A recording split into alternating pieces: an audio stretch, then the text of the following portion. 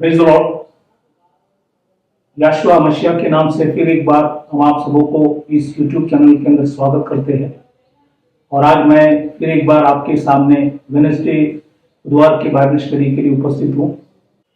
आज का जो विषय है, क्योंकि हर एक अच्छे वरदान और हर एक उत्तम दान ऊपर से ही है। याकूब की किताब पहला अध्याय 17 वचन। James chapter 1 verse 17। इस मुख्य विषय में एक ही विषय है, वो है बाइबल में वरदान क्या क्या है। उसमें हम लोग 8 वरदानों को देखेंगे आज खुदा के पवित्र कलाम से। तो हम वचन में जाने से पहले हम दुआ करें ताकि खुदा हमें समझ ज्ञान बुद्धि दे उसकी पवित्र कलाम को समझने के लिए। तो आइए अपने आंखों को बंद कर सिरों को झुकाए, हम दुआ करें। Hallelujah hallelujah. खुदावन यहोशुआ मसीह के समय के लिए प्रभु धन्यवाद करते, दिया हुआ समय के लिए प्रभु आज आपके सामने उपस्थित होकर इस रोटी तोड़ते टाइम प्रभु हमें पवित्र आत्मा से समझ दे, हमारे समझ को खोल, हमें सिखा, हमें समझा, ताकि हम सीखकर समझकर तुझे आदर करें, सम्मान करें। सुनने वाले सभी के ऊपर दया कर, सुनाने वाले के ऊपर भी दया कर, सबों को अनुग्रह कर, सबों के विश्वासों को बढ़ा कर। आपने हमारी विनती प्रार्थना सुना, धन्यवाद कर छोटी सी विनती खुदावन यहोशुआ मसीह के नाम से मांगता हूं, सुन कबूल कर, आमीन। तो आज का जो विषय है, क्योंकि हर एक अच्छे वरदान और हर एक उत्तम दान ऊपर से ही है। इस विषय में पहला एक ही विषय है, वो है बाइबल में वरदान क्या क्या है। उसमें हम लोग 8 वरदानों को देखेंगे। पहला है खाना पीना। यहाँ पे पीना मतलब नशे के विषय में नहीं, पानी के विषय में है। तो खाना पीना, तो ये खाना पीने के विषय में कुछ वचनों को हम खुदा के पवित्र कलाम से देखेंगे। सभापदेश 3 अध्याय 13 वचन। ये सुलेमान राजा जब राजा थे और प्रभु ने उनको जब बुलाया तो उन्होंने कई पुस्तकें लिखा है। तो उसमें से एक है सभापदेशक, उसका 3 अध्याय 13 वचन में सुलेमान राजा ये लिखता है, और यह भी परमेश्वर का दान है कि मनुष्य खाए पिए और अपने सब परिश्रम में सुखी रहे। तो ये परमेश्वर का एक बड़ी वरदान है, खाना पीना। और जो परिश्रम हम करते हैं, ये परमेश्वर के दृष्टि में ये बहुत बड़ा वरदान है। और ये वचन के अंदर एकदम साफ लिख दिया। तो खाना पीना जो खुदा ने मनुष्य को दिया है, ये, और साथ में जो परिश्रम कर रहे, तो बाइबल के अंदर लिखा है ये परमेश्वर का बड़ा वरदान है।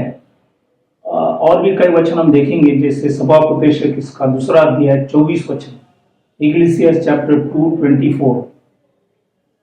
यहाँ पे लिखा है, मनुष्य के लिए खाने पीने और परिश्रम करते हुए अपने जीव को सुखी रखने के सिवाय और कुछ भी अच्छा नहीं।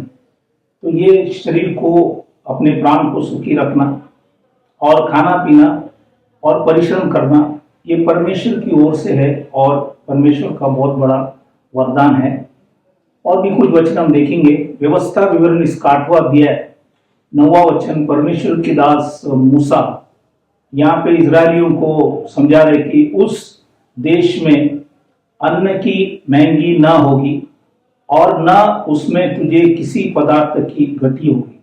तो खुदा ने विशेष कहा कि जब कनान देश तुम जाएंगे तो वहाँ पे अन्न की महंगी ना होगी और कोई भी चीज का पदार्थ का घटी नहीं होगा। ये परमेश्वर ने इजरायलियों को साफ कहा गया। और उसी के साथ और एक वचन हम पढ़ेंगे, निर्गमन इसका 23वां अध्याय 25 वचन, एक्सोडस चैप्टर 23:25। यहाँ पे लिखा है, तू अपने परमेश्वर यहोवा की उपासना करना, तब वह तेरे अन्न जल पर आशीष देगा। तो यहाँ पे परमेश्वर ने खास लिखा है अन्न और जल पर आशीष देगा। तो खाने पीना मतलब ये भी एक परमेश्वर का वरदान है, ये परमेश्वर की ओर से, इसी को हम समझना चाहिए। नए करार के अंदर मत्ती के सुवर्तमान 6वां अध्याय 25 में लिखता है, इसलिए मैं तुमसे कहता हूं कि अपने प्राण के लिए यह चिंता न करना कि हम क्या खाए और क्या पिए, और न अपने शरीर के लिए कि क्या पहनेंगे, क्योंकि प्राण भोजन से और शरीर वस्त्र से बढ़कर नहीं।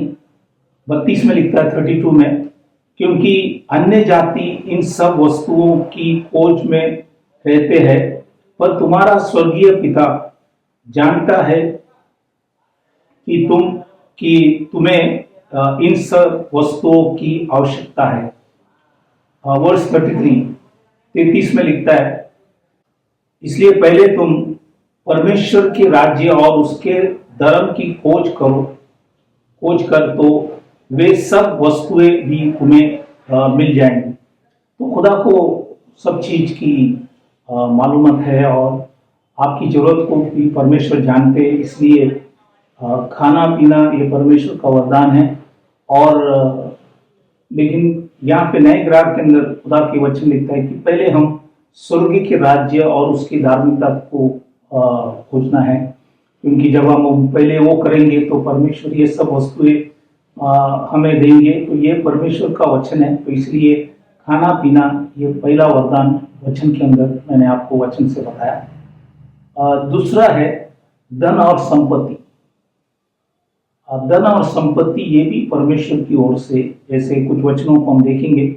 सभापतिशक 5:19, इक्लेसियास चैप्टर 5 वर्स 19, यहाँ पे खुदा के पवित्र कलाम लिखता है, वरन हर एक मनुष्य जिसे परमेश्वर ने धन संपत्ति दी हो और उनसे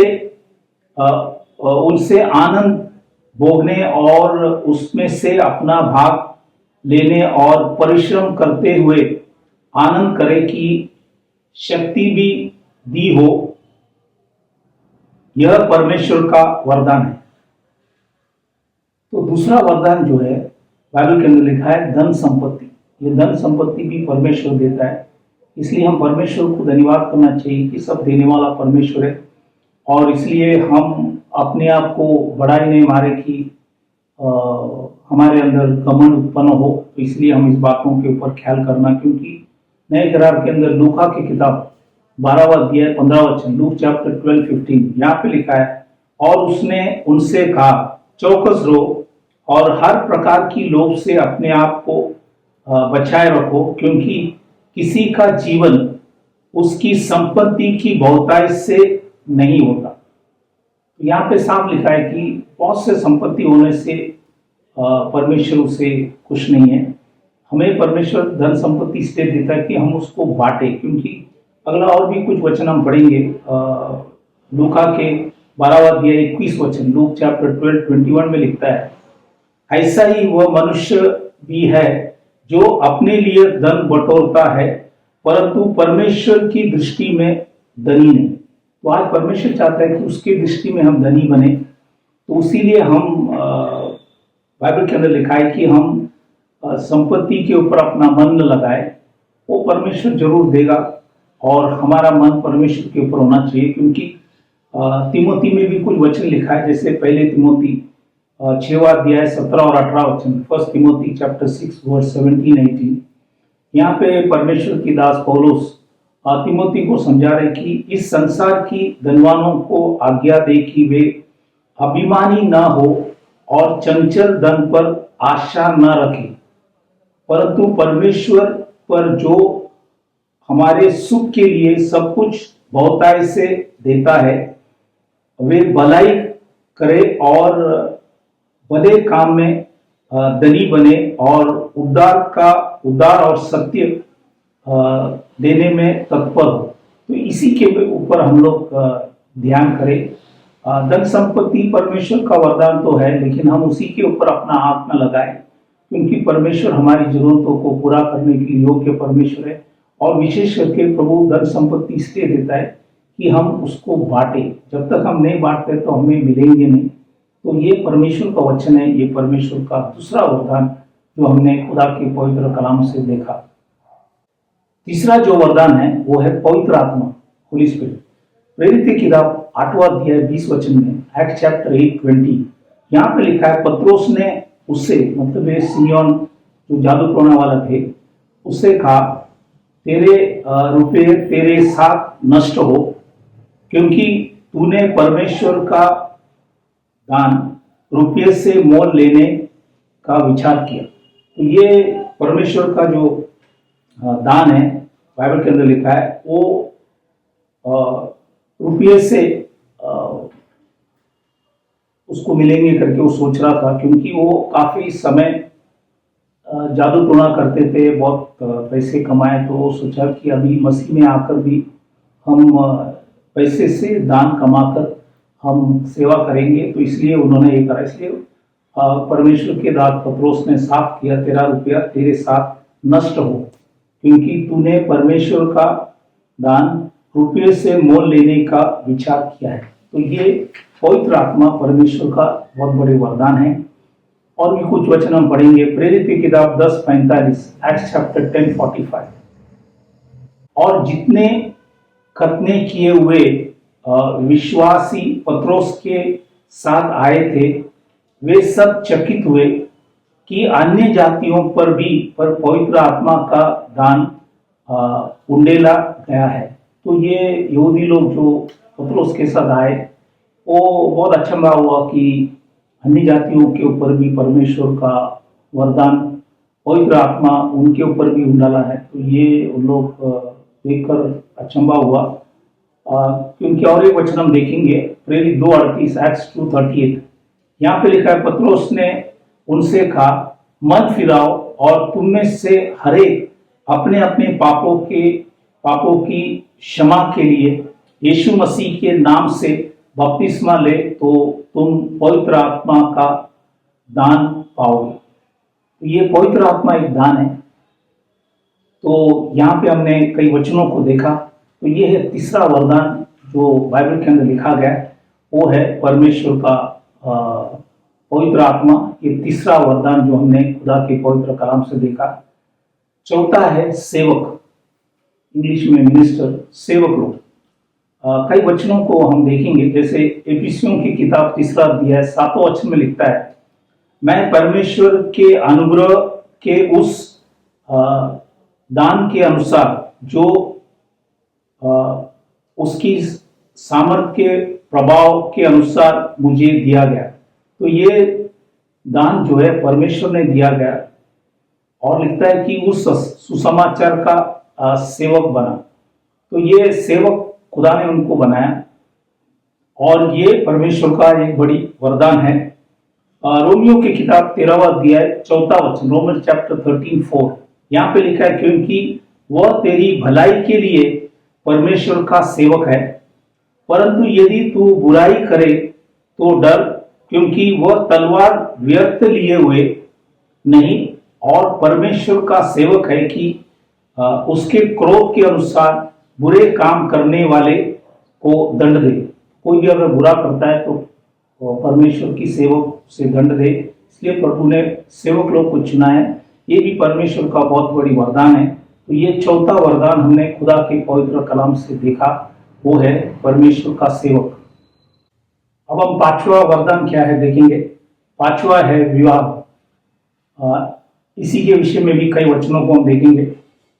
पहली कुरिन्थियों की किताब 7वां अध्याय 7वां वचन, 1 कुरिन्थियन चैप्टर 7 वर्स 7, यहाँ पे लिखा है, मैं यह चाहता हूं कि जैसा मैं हूं वैसा ही सब मनुष्य हो, परंतु हरेक को परमेश्वर की ओर से विशेष वरदान मिले हैं, किसी को किसी प्रकार का और किसी को किसी और प्रकार का। तो ये वरदान जो है विवाह, ये भी परमेश्वर की ओर से बहुत बड़ा वरदान है। ये एक विशेष वरदान प्रभु ने दिया गया। इसलिए मत्ती के शुभ वर्तमान 19वां अध्याय 6वां वचन, मैथ्यू चैप्टर 19:6, यहाँ पे लिखा है, अंत वे अब दो नहीं परंतु एक तन है, इसलिए जिस परमेश्वर ने जोड़ा है उससे मनुष्य अलग न करे। तो ये परमेश्वर जोड़ता है तो मनुष्य उसे अलग न करे। तो विवाह भी परमेश्वर की ओर से एक बड़ी वरदान है। ये हमने खुदा के पवित्र कलाम से देखा। ये 5वां वरदान है। 6वां है अनंत जीवन, इटर्नल लाइफ। 6वां जो है अनंत जीवन। रोमियो की किताब 6वां अध्याय 23वां वचन, रोमन चैप्टर 6:23, यहाँ पे लिखा है, परंतु परमेश्वर का वरदान हमारे प्रभु मसीह यीशु में अनंत जीवन है। तो ये अनंत जीवन परमेश्वर देता है और ये परमेश्वर की ओर से है। जिस जीवन को कोई शुरुआत में अंत नहीं, वो है अनंत जीवन। और भी कई वचन हम देखेंगे। यूहन्ना के सुवर्तमान 3:15 में लिखता है, ताकि जो कोई उस पर विश्वास करे वह अनंत जीवन पाए। कोई भी उसके ऊपर अगर विश्वास करता है दिल से, तो बाइबल के अंदर लिखा है उसके पास अनंत जीवन है। ये यूहन्ना के सुवर्तमान में लिखा गया। और भी कुछ वचन हम देखेंगे। पहले तिमोथी 6वां अध्याय 12 वचन, 1 तिमोथी चैप्टर 6 वर्स 12, यहाँ पे लिखा है, विश्वास की अच्छी कुश्ती लड़ और उस अनंत जीवन को दार ले जिसके लिए तू बुलाया गया और बहुत से गवाहों के सामने अच्छे अंगीकार किया था। इसलिए बाइबल के अंदर लिखा है हम अनंत जीवन को पाना है, क्योंकि ये परमेश्वर की ओर से है। तो ये वचन से हमने साफ देखा कि अनंत जीवन परमेश्वर की ओर से। ये 6वां वरदान हमने खुदा के पवित्र कलाम से देखा। 7वां वरदान जो है विश्वास, फेथ, इसी के विषय में भी हम कई वचनों को देखेंगे। इफिसियों की किताब 2 अध्याय 8वां वचन में लिखता है, क्योंकि विश्वास के द्वारा अनुग्रह ही से तुम्हारा उद्धार हुआ है और यह तुम्हारी ओर से नहीं वरन परमेश्वर का दान है। यह परमेश्वर का वरदान है विश्वास से कि हम बच गए हैं। तो विश्वास बहुत मुख्य है। 2 तिमोथी 1 अध्याय 9वां वचन में, 2 तिमोथी चैप्टर 1 वर्स 9, यहाँ पे लिखा है, जिसने हमारा उद्धार किया और पवित्र बुलावट से बुलाया और यह हमारे कामों के अनुसार नहीं पर उसके उद्देश्य और उस अनुग्रह के अनुसार, उद्देश्य या मनसा के अनुसार है जो मसीह यीशु में सनातन से हम पर हुआ है। तो इसलिए ये खुदा ने हमें विश्वास दिया है। जैसे इब्रानी के पुस्तक 11वां अध्याय में पूरे विश्वास के विषय में सब बातों को लिखा गया। काफी लोगों का नाम है वहां पे जिन लोगों ने विश्वास से अपने जीवन को खड़ा किया। तो ये विश्वास जो है ये 7वां वरदान है। और 8वां वरदान जो है दान, जो वर्णन से भाव है, ये है 8वां वरदान, ये दान है। जैसे 2 कुरिन्थियों किताब 9:15, 2 कुरिन्थियन चैप्टर 9 वर्स 15, वहां पे लिखा है, परमेश्वर का उसके उस दान के लिए जो वर्णन से बाहर है, धन्यवाद हो। तो ये वर्णन से भी बाहर है। इंग्लिश में लिखा है अनस्पीकेबल गिफ्ट, वो है देने के विषय में। तो दान एक वरदान है। इसलिए 2 कुरिन्थियों 9वां अध्याय 7वां वचन में लिखता है, हर एक जन जैसा मन में ठाने वैसे ही दान करे, न कुड़कुड़ा के और न दबाव से, क्योंकि परमेश्वर हर्ष से देने वाले से प्रेम रखता है। तो परमेश्वर चाहता है कि हम देते टाइम हर्ष से दे, कुड़कुड़ाते हुए, न दबाव से दे। ये हमें समझना बहुत जरूरी है। तो खुदा ने ये सारी चीजों को इस किताब के अंदर लिखे रखा है। तो ये दान जो हम जब देते हैं तो ये भी परमेश्वर का एक बड़ा वरदान है। तो ये 8वां वरदान हमने देखा। और एक देने के विषय में एक ढंग है, वो क्या है हम खुदा के पवित्र कलाम से हम देखेंगे। जैसे लूका की किताब 6वां अध्याय, लूका की किताब 6वां अध्याय 38वां वचन जब हम लोग आते हैं तो वहां पे खुदा ने कुछ बातों को लिखा है जो हम पढ़ेंगे कि परमेश्वर ने क्या लिखा है। 6 का 38 में लिखता है, कि दिया करो तो तुम्हें भी दिया जाएगा। लोग पूरे नाप दबा दबाकर और हिला हिलाकर और उबालता हुआ तुम्हारी गोद में डालेंगे, क्योंकि जिस नाप से तुम नापते हो उसी से तुम्हारे लिए भी नापा जाएंगे। तो इसलिए लूका की किताब 6:38, लूक चैप्टर 6:38 में किस ढंग से देना है, तो हम जब देते टाइम बाइबल के अंदर लिखा है हम पूरा नाप पहला ठीक होना चाहिए और हम दबा दबा कर हिला हिलाकर उबालता हुआ हमें देना है। तो ये 4 चीज यहाँ पे लिखा है और उसी ढंग से जब देंगे तो परमेश्वर में आशीष करेंगे। और ये दान 5 तरफ का दान है। एक है दशमांश हमें देना है, दूसरा है दान जो हम जब संगति करते हैं तो देते हैं, फिर पहला फल जो है पहली बार जब हमें पगार मिला तो हमें पहला फल परमेश्वर को देना है, और चौथा चीज है मदद भी करना है, हेल्प, और 5वां है मेरा धन। मतलब ये एक बार जैसे परमेश्वर ने तंबू को खड़ा किया तो इस्राएली लोगों ने एक बार दान दिया, वो वचन में लिखा वो मेरा दान है। तो ये 5 तरह का दान होता है कि जो हमें देना है, और ये वरदान परमेश्वर ने हमें वचन में बताया गया, तो उसी के द्वारा हमारे जीवन के अंदर आशीष प्रभु हमें देंगे। तो इसलिए आज हमने 8 वरदानों को खुदा के पवित्र कलाम से देखा। पहला है खाना पीना, दूसरा है धन और संपत्ति, तीसरा है पवित्र आत्मा, चौथा है सेवक, 5वां है विवाह, 6वां है आनंद जीवन, 7वां है विश्वास और 8वां है दान। तो ये 8 वरदान है जो हमने खुदा के पवित्र कलाम से देखा। वचन से प्रभु आप सबों को आशीष करे। यदि आज भी कोई खुदा को जानते नहीं है तो आपका कर्तव्य है कि उस सच्चा परमेश्वर को जाने और इस वरदान को भी पाए, ताकि परमेश्वर तुम्हें आशीष करे। इसलिए पत्रोस ने वचन के अंदर साफ लिखा है, पश्चाताप करो, या लिखता है कि मन फिराओ।